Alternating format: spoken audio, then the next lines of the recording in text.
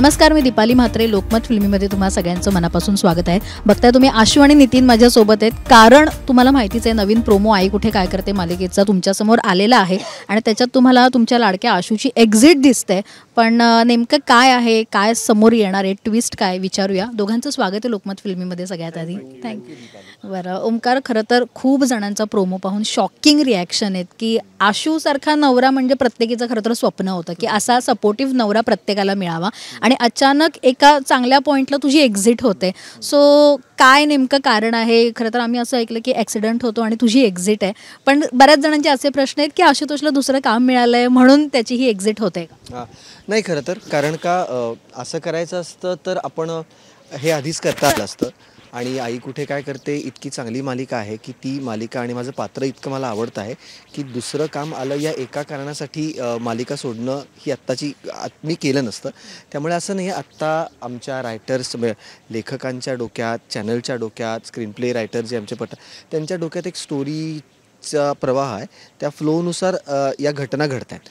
So त्यामुळे आता पुढे काय घडणार आहे ते आता कळेलच. म्हणजे या बरं, नितीन सोबत आहे. नितीन, तुमच्या दोघांची मैत्री ही प्रेक्षकांना प्रचंड आवडत होती. आता अचानक तुझा मित्रही नसणार आहे. सो ते एक दुःख आहे. आणि तर आम्ही सुलेखाताईंची रिॲक्शन बघितली, पण नितीनची रिॲक्शन काय असणार? जसं सुलेखाताईंचं म्हणणं आहे की तुझ्यामुळे झालं आहे. नितीन अरुंधतीला सपोर्ट करणार आहे की नितीनची रिॲक्शन तशीच असणार? हो, तू करेक्ट म्हणतेस की खरंच म्हणजे जयवीरूचा आपण रेफरन्स पॉईंट घेतो. आम्हाला सतत जयवीरूच्याच रेफरन्स पॉईंटने बोललं जातं की अशी मैत्री, मला इतक्या लोकांचं म्हणणं असतं की यार तुझ्यासारखा मित्र, तुमच्यासारखी मैत्री आमच्यात असायला हवी. किंवा माझे असे मित्र होते जे आता कुठे फॉरेनला गेलेत, कुठे काय गेले. सो या मैत्रीला लोकांनी खूपच एक्सेप्ट केलं होतं. आता पण काय झालं ना की या दरम्यान म्हणजे मित्र तर आहेच, पण त्याच दरम्यान मी मध्ये एक बहीण कमावली जी आहे अरुंधती. सो आता मित्राचं म्हणजे एक्झिट झालेली आहे, पण ॲट द सेम टाईम माझ्या आयुष्यात बहीण आहे. सो पण मला माहिती आहे की मला माहिती होतं ना की याचं आणि तिचं अगदीच घट्ट आहे, या दोघांचं एकमेकांवर प्रेम आहे, ते दोघांना एकमेकांना समजून घेतात, ते एकमेकांशिवाय राहू शकत नाही, हे मला माहिती होतं. त्याच्यामुळे आता तर उलट बहिणीच्या पाठीमागे आणखी खंबीरपणे उभा राहायची वेळ आहे आणि ते नितीन तो करेल.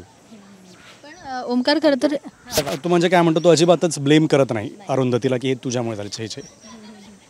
ओमकार, तो प्रोमो पाहिल्यानंतर तुला रिॲक्शन कशा आलेल्या प्रेक्षकांच्या? कारण सोशल मीडियावर तो प्रोमो प्रचंड गाजला. इवन त्याच्या खाली बऱ्याच कमेंट्स आहेत की असं नाही व्हायला पाहिजे, अचानक असं का होतंय. सो तुला काही पर्सनल कमेंट्स आल्या लोकांच्या, तू वाचल्यास का त्या कमेंट्स?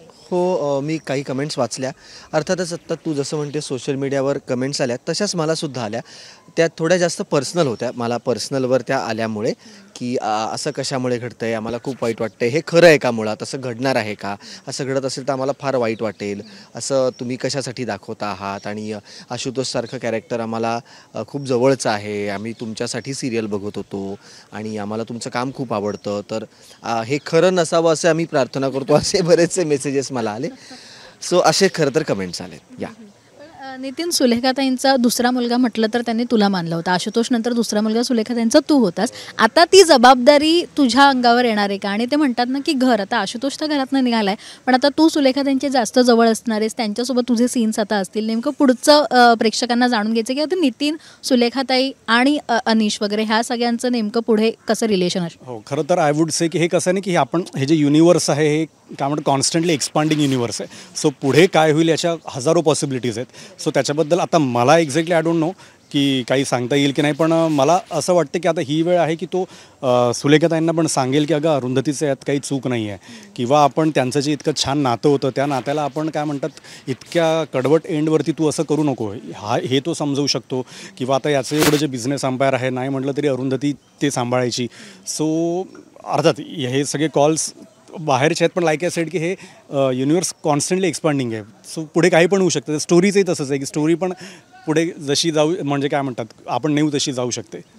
ओमकार, कुठली गोष्ट सगळ्यात जास्त मिस करणार आहेस? आता एक्झिट होते म्हटल्यानंतर प्रत्येकासोबत एक वेगळं रिलेशन आहे. जेव्हा अरुंधतीला विचारलं होतं तेव्हा तिचं म्हणणं होतं की जास्त अटॅच झालेली, कारण तुमचे सीन एकत्र बरेच होत होते. सो आता कुठल्या कुठल्या गोष्टी तू मिस करणार आहेस इथून जाताना, आणि कुठल्या गोष्टी घेऊन जाशील इकडून जाताना? खरं सांगायचं तर काय असतं की ॲक्टरनी ना तो जे काम करतो ते सगळं विसरणं फार गरजेचं असतं. कारण का नाही तर तुम्हाला नवीन कामाची सुरुवात करता येत नाही.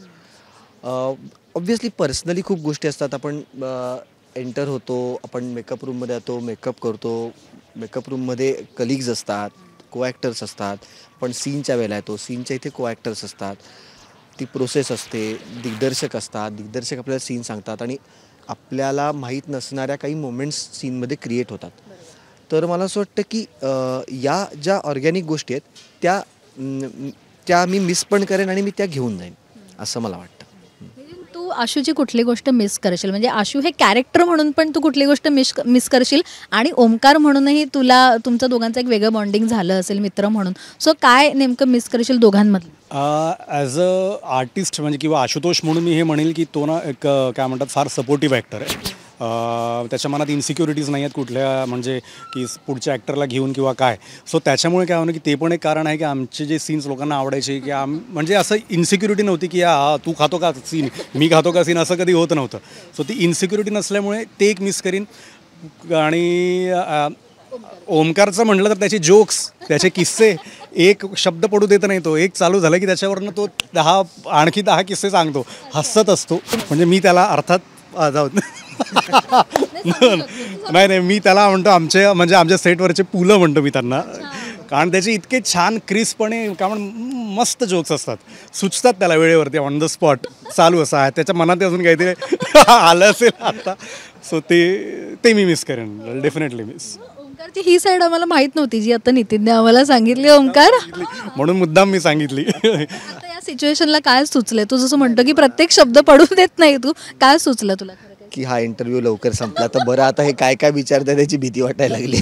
2 दिवस फार हेवी सीन्स करतोय ना, त्याच्यामुळे कदाचित त्याला ते असं तसं असेल सुचलेलं आहे म्हणजे. बरं, थँक्यू सो मच आणि खूप खूप शुभेच्छा तुझ्याही पुढच्या वाटचालीसाठी तुला. आणि आता आम्हालाही बघायचं आहे नितीन आणि बाकीच्यांसोबतचं नातं कसं बहरत आहे आणि नवीन ट्विस्ट काय येतोय हेही पाहण्यासाठी आम्ही उत्सुक आहोत. प्रेक्षकांना काही कमेंट्स असतील, काही विचारायचं असेल ओमकार आणि नितीनला, तर मला प्लीज कमेंट करून सांगा. थँक्यू सो मच आणि खूप खूप शुभेच्छा. Thank you so much for the interview आणि तुम्हा सर्वांना धन्यवाद आणि थँक्स.